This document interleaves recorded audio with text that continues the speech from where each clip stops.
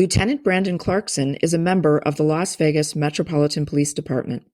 The groundwork he laid when assigned to a regional counterterrorism capabilities unit was essential in the law enforcement response to the Route 91 Country Music Festival shooting on the Las Vegas Strip in 2017. In addition to having trained officers on mass shooting responses, he was in the incident command post on that night and was responsible for the real-time tracking of where officers were, the threats they faced, and what resources they needed. It was at this point that he learned his twin brother, who is also with the Las Vegas Metropolitan Police Department, had been wounded. Lieutenant Clarkson later became very involved in the after-action review of the incident and has used his experiences to help prepare departments throughout the country with improving their readiness to effectively respond to the unthinkable. Please welcome Lieutenant Clarkson. Hi, I'm Lieutenant Branden Clarkson of the Las Vegas Metropolitan Police Department. I'm here to talk to you today about our shooting that we had in 2017, the event which we call 1 October. So today I'm out here filming outside, as you can see. This is our search and rescue hangar, and we are going to talk about all the lessons learned, a little overview of the event, some of the personal experience that I had, and how we can make each other better and our different agencies better. The Route 91 Harvest Festival. A lot of people ask what that is. It is a country music venue that we have for several years, and unfortunately during this event it was the biggest mass shooting in U.S. history. So again, the Route 91 is a concert festival. We've had this for several years. It goes from Friday to Sunday. The event occurred on a Sunday, and it's an open-air venue. There's approximately 22,000 people that attend this. And you think 22,000 people, that is a lot of people, but not for Las Vegas. Las Vegas, this has barely met a threshold of how much people that we usually have coming to different events.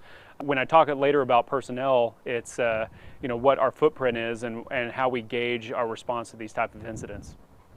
So the venue itself, again, 22,000 people. It's that open-air venue just across from Mandalay Bay. As you guys can see some of the pictures that are posted.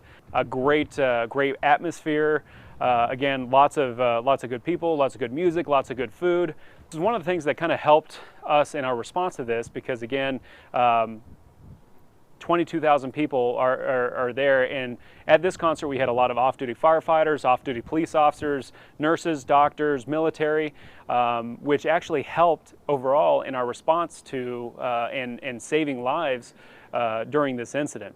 So where it gets personal for me is, so I was off duty. I responded to the command post that night. Part of my role that night, I was a sergeant at the time for our multi-assault counterterrorism action capabilities section, which is a long way, we call it MACTAC. It's a long way of saying the active shooter training section. So my job at the time was to train police, fire, EMS, the private sector, critical infrastructure, and how to prepare and respond to an active assailant incident, especially one that could rise to a complex coordinated attack such as Mumbai, India.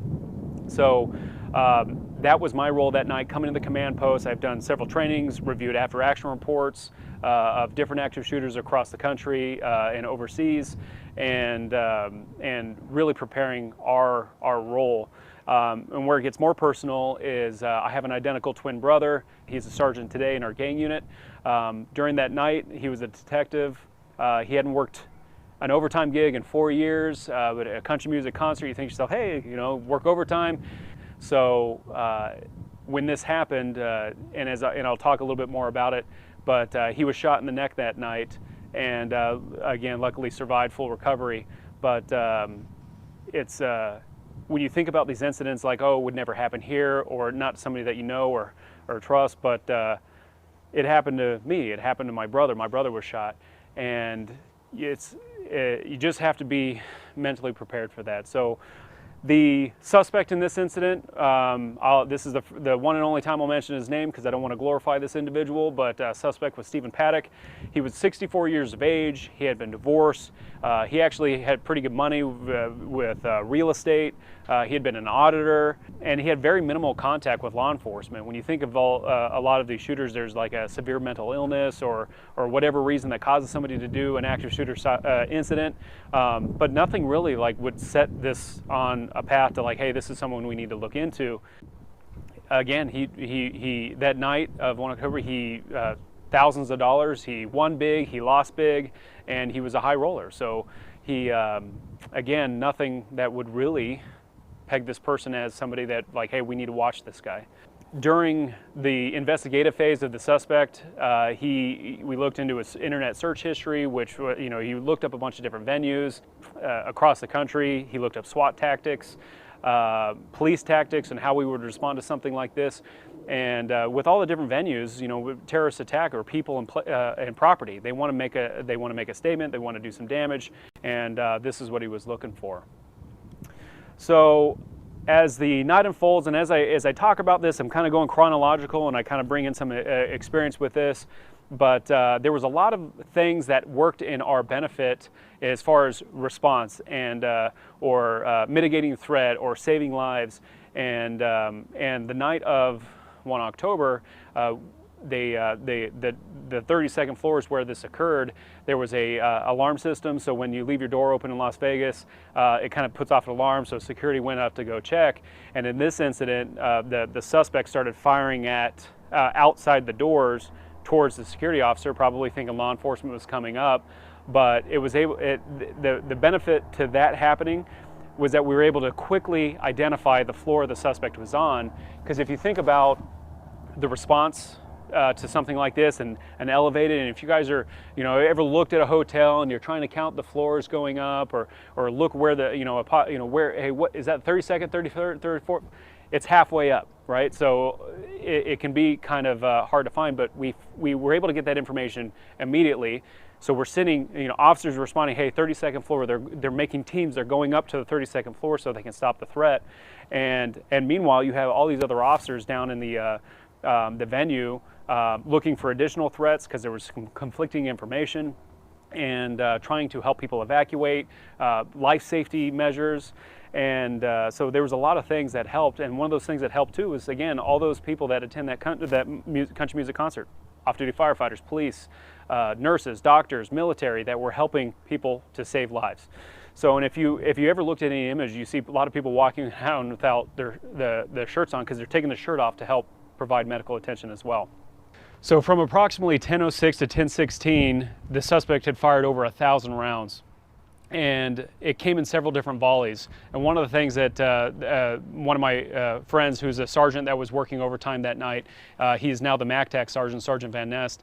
He was describing the volleys. They just keep coming. It just keeps coming. When's it going to stop? And then after the last one, you're like, he's just waiting for the next volley, the next 100 rounds to come at him. So it was a very dynamic incident, especially from that, and when you're trying to identify where the shooting's coming from. So again, 1,000 rounds into a crowd of 22,000 people, right? So there's barely any aiming involved, but there was over 850 injuries. And unfortunately, 58 people were killed that night, and just recently we had 2 more people have succumbed to their injuries since then. So we're now at 60 people have died because of during the shooting of 1 October. So kind of breaking this down, we had over 800 patients from all different states. It's Las Vegas, they're coming to a concert. Everyone's coming. Again, 60 people were killed. All deaths were from gunshot wounds. 13 area hospitals saw patients. Our trauma centers were saturated with people, and we had about 250 people transported by EMS. But we had multiple people transported by citizens, off-duty military, people that were working to save people's lives. So again, it was just a big community approach to this with your private, public, and citizen response. So as far as our staffing for these type of incidents, again, we have a lot of officers working. 22,000 people, again, wasn't a major threshold for some of our grand special events that we have where there's hundreds of thousands of people. But we had 1 lieutenant, which is an incident commander, 5 sergeants, 44 police officers, 1 civilian dispatcher, and our EMS. And when you think about our emergency medical services, that community ambulance, what are you usually dealing with at a concert? Drunk people, dehydrated, bumps and bruises, and just that kind of stuff. So when you're thinking about staffing for that, right? Not a like a big mass shooting.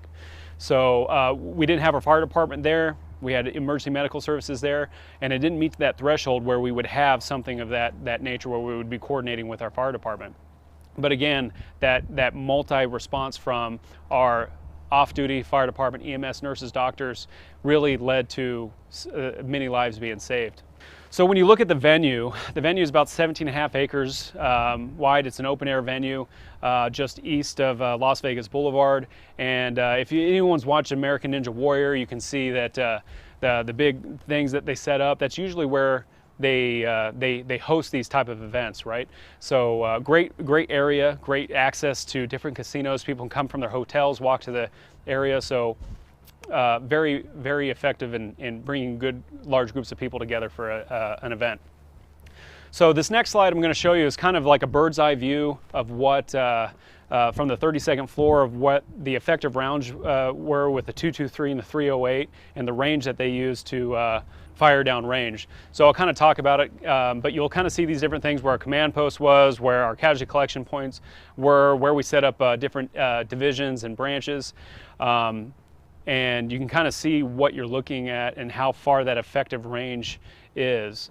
As we go through this, you'll see the different areas of where they were still potentially in range. So we're setting this stuff up after the gunfire has been down range, identifying that shooter. And our command post, thankfully, I mean, the architecture of the hotel itself prevented where, as you see at the top of the screen there, where our command post ended up being, which is our South Central Area Command, but and our staging up and down Las Vegas Boulevard. So the architecture really protected us from that. But those are the fuel tanks that you can see up there at the top of the screen. That's where the subject fired at those fuel tanks, obviously trying to ignite them. Probably wasn't the subject for fleeing, but it didn't ignite. And that's kind of an overall look at what your picture is. So, and as you'll see this picture later, 22,000 people are leaving that area very quickly.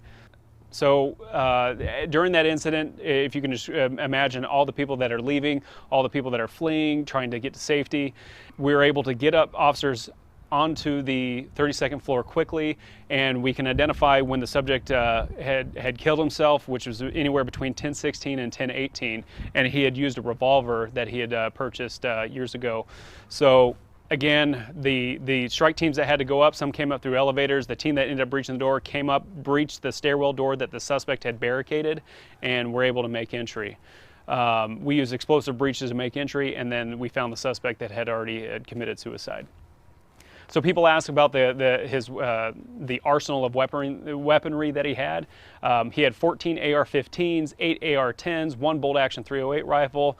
He had the revolver that he killed himself with. He had over 5,200 rounds ready in magazines, and he used just over 1,000 of them. And people ask, well, why did he stop shooting? Well, if you think about that time frame when he was shooting, that 10:06 to 10:16, people are fleeing everywhere. He's from a 32nd floor from 500 yards away. He's running out of targets to shoot. At one point in time, he starts shooting at what the officers were, which is at Las Vegas Boulevard and Mandalay Bay. Because when you think as law enforcement, and you've got to prevent overconvergence and communicate this, is if you tell a cop like, hey, something bad is happening at this location, where does everyone go? They go to that location. So it was important to communicate, which they were, about not saturating Las Vegas Strip. But once he started running out of people to shoot in the venue, he started targeting law enforcement. And that's when one of our officers was shot in the arm, and then when my brother was struck in the neck. So as we look at here, this is kind of an overhead view of what the scatter pattern looked like of people fleeing it. And if you look at this, this 500 yards away, 32nd floor, really the suspect doesn't have to move that far to strike that area, which led to some of the confusion during our event. And some of it was, if you listen to the radio traffic, we have someone shot at gate 1, we have someone shot at gate 7, we have people shot in front of the concert. So the conflicting information made you think there was multiple shooters. They were looking for people doing drive-bys. They were looking for the shooter on the field, which there was none. There was nobody in the venue itself. It was coming from Mandalay Bay. So people on our exterior say, hey, it's coming from Mandalay Bay. But you remember we talked about how do you count that far up? And again, that thing that went to our favor was the security officer getting shot at and identifying the floor the suspect was at. So as you look at this, and you can see where the suspect was firing at the fuel tanks, where the suspect was firing into the crowd, and what 22,000 people look like when they spread out. And when you think about who was at this concert, we talked about the people coming in from out of town. So when you're in Las Vegas, what is home to you? What you know and familiar with is where you're staying. You're staying at Caesar's Palace, the Flamingo, the Paris, the Venetian, the Wynn. You're going to run back to what you know, and that's what they did. People running back into hotels, and some of that conflicting information, which I'll talk about our distractor calls, was people coming back to the hotel that were shot, and people calling in saying, we have someone shot inside Caesar's Palace, we have someone shot inside the Paris, we have someone shot inside New York, New York. And it was just really them getting information. Yeah, they have someone shot inside there, but they weren't shot at the hotel. They were shot at the venue and went back, which led to some of the confusion and diversion of resources initially. And you can see here off to that, just east of the Strip, is our McCarran International Airport. We had people running across live runways to escape the fire because they think this is a complex coordinated attack, right? So we had a lot of distraction calls that came in. We had saturated with phone calls. Our dispatchers did a phenomenal job, and one thing that tends to get overlooked is just that the effect that this can, something like this can have on our dispatchers. They're hearing these 911 calls coming in. They're asking for information. They want to know where to go. Where is it safe? Is my family member okay? They were getting calls from out of the country or out of the state. Where can we go for safety? And our dispatchers did a phenomenal job. They're good at handling stress. They're very well trained, and they did just such a phenomenal job in getting all these calls and reacting to it. So as far as the distraction calls, this is where it got a little dynamic because we had to start target hardening our critical infrastructure. So as you look at the video I'm about to play, this is our, a very large view of our strip and some of the distraction calls which led to some confusion, but we were able to adapt quickly and realize, based on previous after-action reports on echo calls and people calling in that from different locations. But even though when we say someone was shot inside Caesar's Palace, even though that's likely not the case, they're coming to the hotel, we still have to react to that. We have to start target hardening. And what we did is our leadership did at the command post, our executive leadership, our incident commander, which is Captain Pelletier, they saw the need to start target hardening this infrastructure. So when you listen to this, just keep in mind that none of this happened. No active shooters, no hostages or anything. North Division, go ahead. Hey, Chief, we're getting reports from bystanders that they saw somebody go into an RV directly across the street from where we're at, wearing fatigues and a black duffel bag. Lion 6, be advised we're getting reports on Mandalay Bay, the top of Mandalay Bay at the bar. We currently have another active shooter up there. I have reports that there's an active shooter at New York, New York. And shots heard from Hooters. We have reports of active shooters now at Hakkasan and New York, New York. I have not confirmed that. Also getting reports that shots are being fired at MGM as well. Shots fired MGM. We now have report of an active shooter at the Tropicana, active shooter at the Tropicana.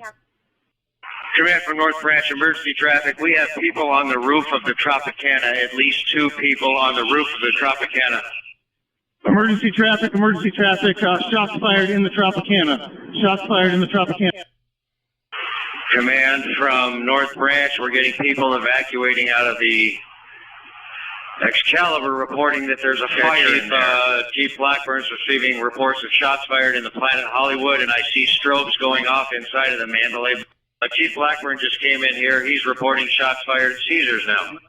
Be advised we are currently receiving reports of an active shooter at McCarran Airport. Repeat, active shooter at McCarran Airport. And be advised we're getting reports on the 34th floor of Mandalay Bay. There's been an explosion and the 32nd, 33rd, and 34th floor on fire. Command, we just had a backpack show up unattended right where EMS branch is set up at Alibaba and Giles. We're relocating from the area. Command operations. Also, we're getting reports of hostages being held currently at New York, New York. Emergency traffic, Force Protection 6 is reporting shots fired at the New York, New York.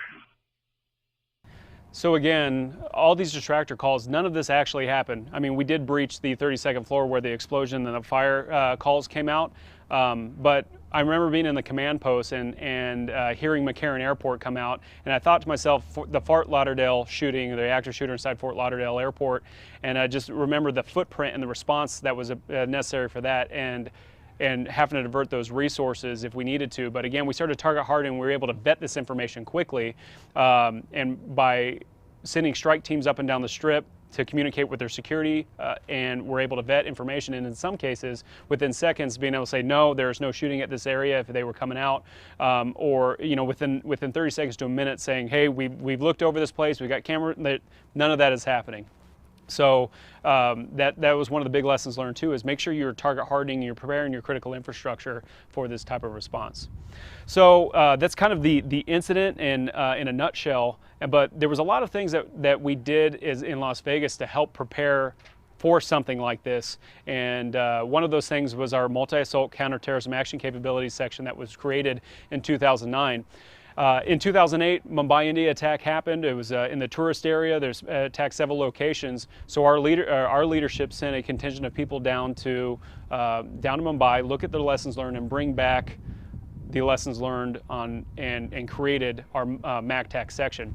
So the MACTAC section was created to have that multifaceted approach to education. So it was training our cops, training our firefighters, training our community, critical infrastructure, citizens, to help respond to something to this magnitude, and which really started our great relationship with our fire department.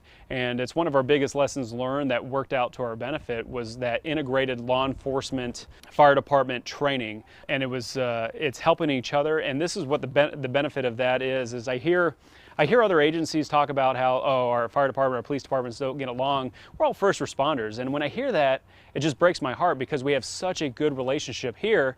And I'll tell you why it's important, because when I was responding to the command post, I know my brother's down there. I sent him a text that night just before I leave to respond to it, and just make sure it's okay. I haven't heard from him. I hear the radio trap, people are getting shot.